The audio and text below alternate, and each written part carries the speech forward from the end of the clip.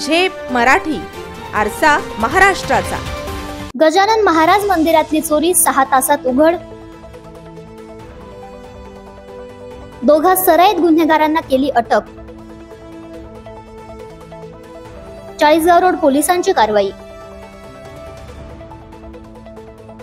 धुळे शहरातील गजानन महाराज मंदिरात झालेल्या चोरीचा गुन्हा चाळीसगाव रोड पोलिसांनी अवघ्या 6 तासात उघडकीस आणत 2 सराईत गुन्हेगारांना अटक केली आहे। मिळालेल्या माहितीनुसार 23 ऑगस्ट रोजी रात्री मंदिर बंद करून घरी गेलेल्या योगेश शंकर जाधव यांना 24 ऑगस्टच्या सकाळी मंदिर उघडल्यावर दानपेटी चोरीला गेल्याचे निदर्शनास आले। यावरून चाळीसगाव रोड पोलीस ठाण्यात गुन्हा दाखल करण्यात आला।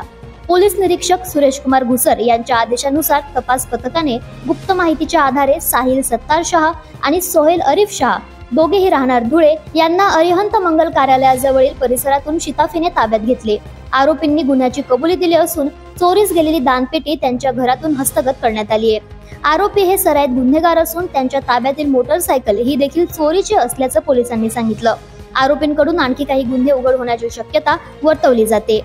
ही कारवाई पोलीस अधीक्षक श्रीकांत धिवरे, अप्पर पोलीस अधीक्षक अजय देवरे, उपविभागीय पोलीस अधिकारी राजकुमार उपासे यांच्या मार्गदर्शनाखाली पोलीस निरीक्षक सुरेश कुमार घुसर, सहाय्यक पोलीस निरीक्षक गणेश पवार, पोलीस उपनिरीक्षक हरिश्चंद्र पाटील यांच्या पथकाने केली।